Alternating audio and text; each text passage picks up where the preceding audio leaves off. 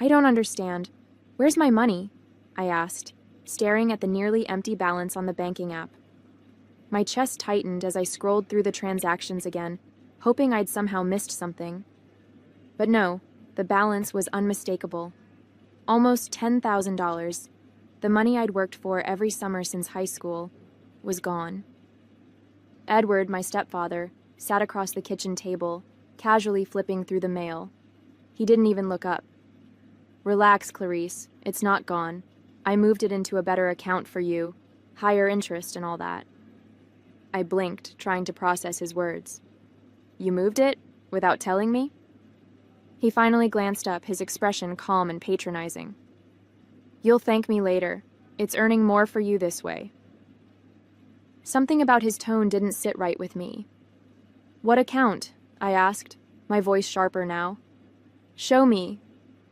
Oh, it's tied up in some obligations right now, he said, waving his hand dismissively. But don't worry, it's being put to good use. My name is Clarice, and I've been saving for my future since I was 16. I worked every summer, sometimes 2 jobs, juggling shifts at the coffee shop in the mornings and the ice cream stand in the evenings. I'd skipped vacations with friends, passed on new clothes, and ate more ramen than I'd like to admit, all to build my savings. That money was supposed to be my ticket to independence. I didn't know yet if I'd use it for tuition, a down payment on a place of my own, or maybe even a trip to Europe one day.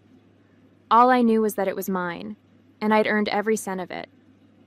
Edward and my mom, Margaret, had always been dismissive of my efforts, brushing off my plans with comments like, "You're young, you have time to figure it out." But I'd never thought they'd outright take from me, until now. The full truth came out later that evening. After hours of pestering Edward, I finally cornered Margaret in the living room. Where's my money, Mom? I demanded, my voice trembling with frustration. Edward said he moved it into some account, but he won't tell me where. She hesitated, glancing toward the kitchen where Edward was fixing himself a drink.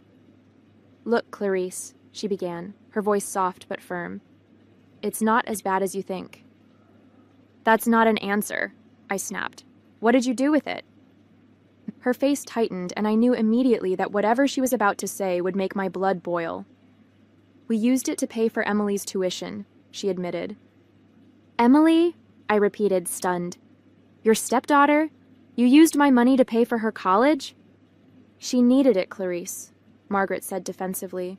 Her financial aid didn't come through, and she was at risk of losing her spot. What were we supposed to do, let her drop out?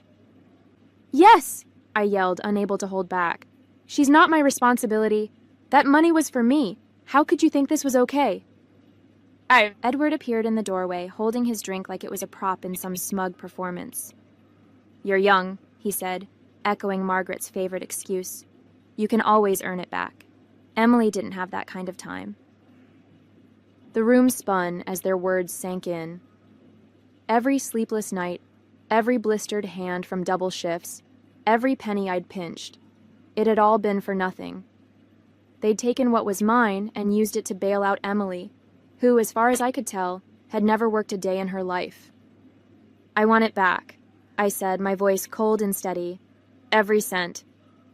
Edward snorted, taking a sip of his drink. You're being dramatic, Clarice. It's already spent. What do you expect us to do, pull it out of thin air? I don't care how you do it, I shot back. Figure it out. Margaret sighed, rubbing her temples like I was the unreasonable one. Clarice, please. You're acting like we robbed you. We're family. Sometimes sacrifices have to be made. Sacrifices? I snapped. I made sacrifices. I worked for that money. Emily didn't sacrifice anything. You stole it and handed it to her like it was yours to give. That night, I barely slept. I lay in bed replaying the conversation in my head, my anger simmering hotter with every passing hour.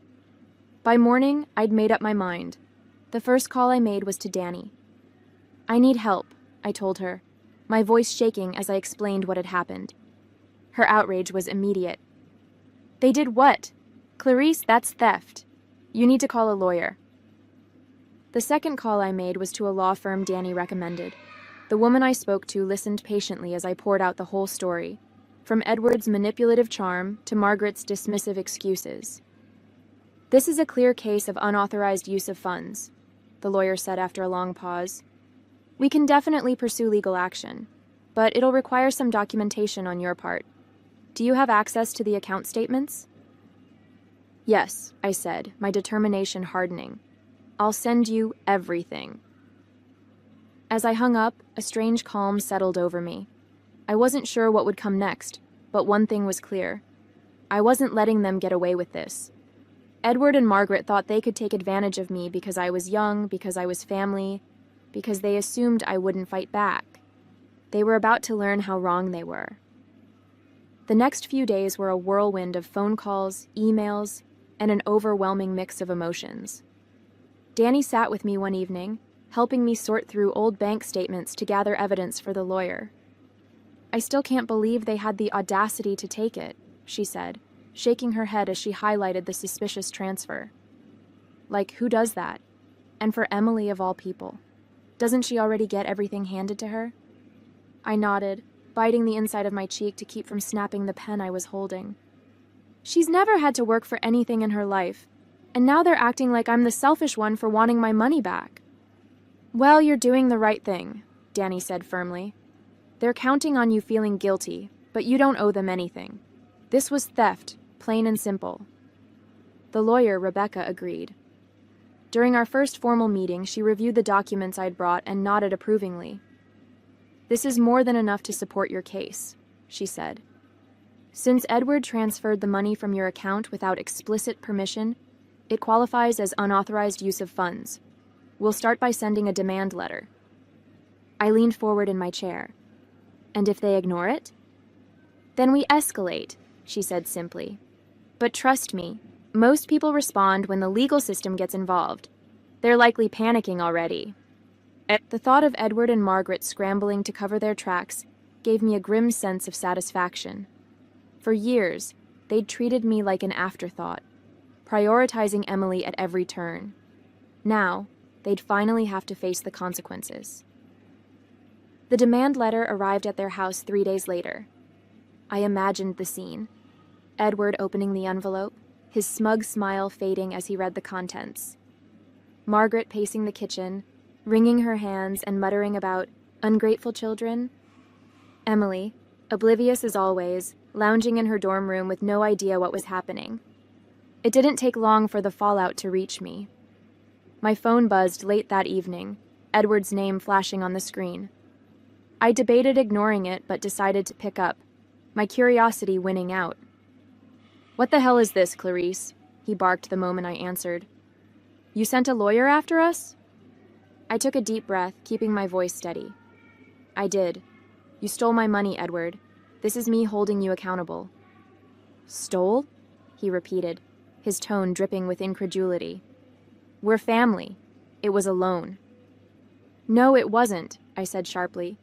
"You didn't ask me. You didn't even tell me. You just took it." Margaret's voice cut in from the background. "Clarice, you're being ridiculous. We did this for Emily. She needed help." "And I didn't?" I shot back. "Do you have any idea how hard I worked for that money? How much I gave up to save it? You had no right." Edward scoffed. "You're young. You can earn it back. This is a waste of everyone's time." "I guess we'll let the courts decide that," I said before hanging up. Their defiance only fueled my resolve. Rebecca filed the formal complaint the next day, citing unauthorized use of funds and breach of trust. "This should get their attention," she said as she emailed me the court documents. "If they refuse to repay the full amount, we'll move forward with legal proceedings." As word of the situation spread, I started hearing from extended family. Margaret had apparently told them I was being unreasonable, framing herself and Edward as selfless parents who'd made a tough decision for the good of the family. But I wasn't about to let their narrative go unchecked. During one particularly heated phone call, my aunt tried to intervene. "Clarice, you have to see it from their perspective," she said. "They were just trying to help Emily. Isn't that what family does?" "Family doesn't steal from each other," I replied coldly. "They could have asked me. They didn't. They just took what they wanted and assumed I wouldn't fight back.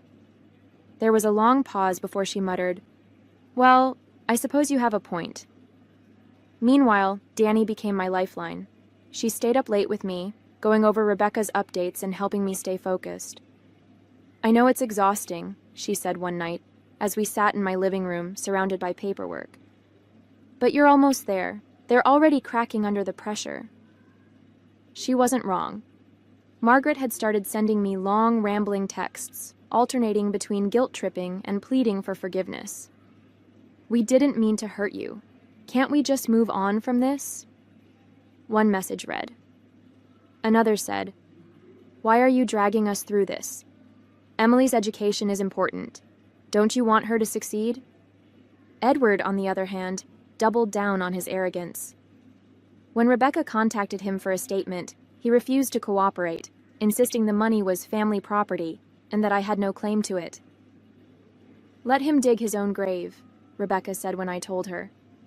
"The courts don't look kindly on people who justify theft as a family matter." The breaking point came when Emily finally found out what was happening. She called me out of the blue, her tone more annoyed than apologetic. "Why are you making such a big deal about this?" she asked. "It's not like you needed the money right away." "Do you even hear yourself?" I snapped.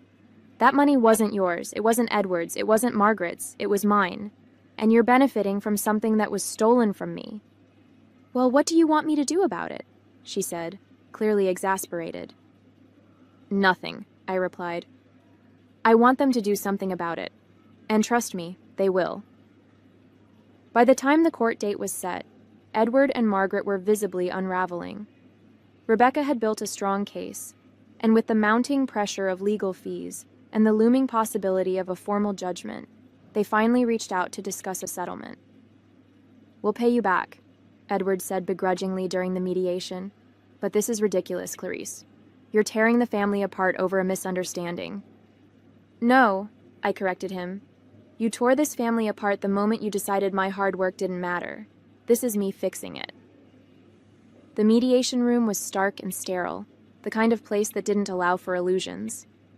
Edward sat across the table from me, arms crossed, his face a mask of frustration.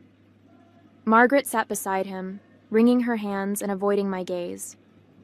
Rebecca, my lawyer, sat confidently at my side, flipping through the stack of documents that outlined every detail of their betrayal. The mediator, a middle-aged woman with a calm but firm demeanor, began the session. "We're here to resolve the dispute between Clarice and Edward and Margaret Reynolds regarding the unauthorized transfer of $10,000 from Clarice's account.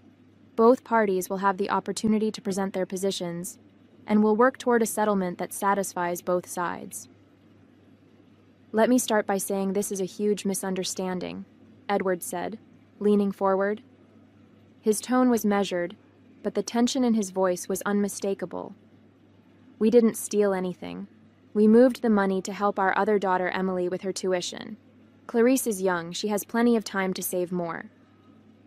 Rebecca didn't even flinch. "You transferred $10,000 out of her account without her permission," she said, her voice cutting through his excuses. "That's not a misunderstanding. That's theft." Edward smirked, but it didn't reach his eyes. "It's family money. We're all part of the same household. I didn't think we needed to ask for permission." "You didn't think you needed to ask," Rebecca repeated, her tone incredulous. "Even though the account was in Clarice's name and she was the sole contributor?" Margaret finally spoke up, her voice shaky. "We didn't mean to hurt her. We just thought—" "That she wouldn't notice? That she wouldn't care?" I interrupted, my voice cold. "You thought you could take what I worked for and call it a family decision. That's not how this works." The mediator raised a hand to stop the back and forth. "Let's focus on the facts," she said, her tone firm. "Clarice, your position is that the $10,000 was yours, earned through your work, and transferred without your consent. Is that correct?" "Yes," I said, holding my gaze steady. "It was my money, saved over years of working multiple jobs. I didn't agree to any of this." "And Edward," the mediator continued, "you claim the transfer was made in good faith? With the intention of helping your other daughter? That's right, he said, his voice sharp. It wasn't malicious. We were just trying to help Emily. Then why didn't you ask me first? I shot back. Why did you lie and say it was going into a higher interest account? Edward opened his mouth, but no words came out. For the first time, he looked genuinely cornered. Rebecca took over, sliding a document across the table. This is the transaction record showing the unauthorized transfer. It clearly states that Edward accessed the account without notifying Clarice. Additionally, we have screenshots of text messages where he admits to using the money for Emily's tuition. There's no ambiguity here. Margaret paled as the mediator examined the evidence. Edward's jaw tightened, his bravado fading. We didn't think it would be such a big deal, he muttered, almost to himself. It's a big deal, I said, my voice steady but firm. You didn't just take money. You took my trust. And now you're trying to justify it instead of owning up to what you did. The mediator set down the document and folded her hands. Edward, Margaret, based on the evidence presented, it's clear that the funds were transferred without Clarice's consent. While I understand your intentions, your actions violated her financial autonomy. The recommendation is for full repayment, along with any associated legal fees incurred by Clarice. Margaret gasped softly, but Edward didn't move, his face a mask of controlled fury. How are we supposed to come up with that kind of money? He asked, his voice tight. That's not my problem, I said coldly. Figure it out, just like I had to figure out how to save it in the first place. After a tense silence, the mediator spoke again. If you agree to the repayment, we can settle this here today. Otherwise, Clarice has the option to pursue a civil lawsuit, which could result in further financial penalties. Edward exhaled sharply, glaring at me like I was the one who had wronged him. Fine, he said through gritted teeth. We'll pay her back. The mediator nodded, sliding a settlement agreement across the table. Please review and sign. As they scrawled their signatures, Margaret looked up at me, her eyes filled with something between anger and sadness. We didn't mean for it to come to this, she said quietly. It didn't have to, I replied, meeting her gaze. You made the choice to take what wasn't yours. I'm just making sure you face the consequences. Walking out of that room, I felt a mix of emotions, relief, vindication, and a lingering sadness for what could never be repaired. Rebecca placed a reassuring hand on my shoulder as we headed to the elevator. You handled that perfectly, she said. They're lucky you didn't push for more. They'll pay for what they did, I said. That's all I wanted. But deep down, I knew it was about more than the money. It was about proving to myself that I wouldn't let anyone, not even my own family, treat me like I didn't matter. The check arrived in my account 2 weeks later, the first of several payments outlined in the settlement agreement. It wasn't the full $10,000 yet, but seeing even a fraction of my money returned felt like a victory. For the first time in weeks, I breathed a little easier. It wasn't just about the money, it was about knowing I had taken a stand. Margaret called the day after the transfer. Her voice was softer this time, almost apologetic. Clarice, she began, hesitating, we've started making the payments. I hope this means we can start moving on. I didn't respond immediately, choosing my words carefully. Moving on isn't just about paying me back, I said. It's about understanding what you did and why it was wrong. We didn't mean to hurt you, she said quickly. We were just trying to help Emily. You keep saying that, I replied, my tone even. But you didn't ask. You didn't even think about how it would affect me. That's what hurts the most. She sighed heavily, and for a moment I thought she might finally take responsibility. But then she said, You're young, Clarice. You have your whole life ahead of you to rebuild. Can't we just put this behind us? I clenched my jaw, feeling the familiar frustration bubbling up. This isn't about being young or old, Mom. It's about respect. And if you can't understand that, maybe we're not ready to move on. Her silence spoke volumes. Danny came over that evening with a bottle of wine to celebrate the first payment. To holding people accountable, she said, raising her glass with a grin. To never letting anyone take advantage of me again, I replied, clinking my glass against hers. As we talked, I realized just how much this experience had changed me. For years, I'd let Margaret and Edward's dismissive attitudes chip away at my confidence, convincing myself that standing up to them wasn't worth the fight. But now I knew better. Setting boundaries didn't make me selfish, it made me strong. A few weeks later, I got a message from Emily. It was brief and awkward, a half-hearted apology for her role in everything. "I didn't know they were using your money. I'm sorry if I benefited from it," she wrote. I didn't bother replying. Whether she knew or not didn't change the fact that she had been complicit in a system that put her needs above mine. Forgiveness might come eventually, but not yet. Edward predictably stayed silent. He made the payments on time but didn't reach out, his pride likely keeping him from acknowledging the situation any further. That was fine by me. I wasn't interested in mending fences with someone who saw me as little more than a resource to exploit. As the payments continued to roll in, I started to feel like I could breathe again. I adjusted my budget, reopened my savings account, and set new goals for the future. The betrayal still stung, but it no longer consumed me. Instead, it fueled me, reminding me of my own resilience and the importance of protecting what I'd worked so hard to build. The money would eventually add up, but the sense of empowerment I'd gained from standing up for myself was priceless. Months later, as the final payment hit my account, I stared at the total balance with a mixture of pride and relief. My savings were whole again, not just the money I'd worked so hard for, but the validation that came with reclaiming what was rightfully mine. It felt like a new chapter, one where I finally had control over my future. I treated myself to a quiet celebration that evening. No big parties, no extravagant purchases, just a simple toast in the comfort of my apartment.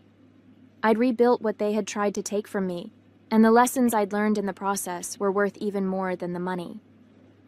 Margaret called again shortly after the final payment. This time her tone was measured, almost careful. "Clarice," she began, "I know we've had our differences, but I hope we can move forward now." "Moving forward means respecting me," I said, my voice calm but firm. "Not just my money, but my decisions, my boundaries, my autonomy.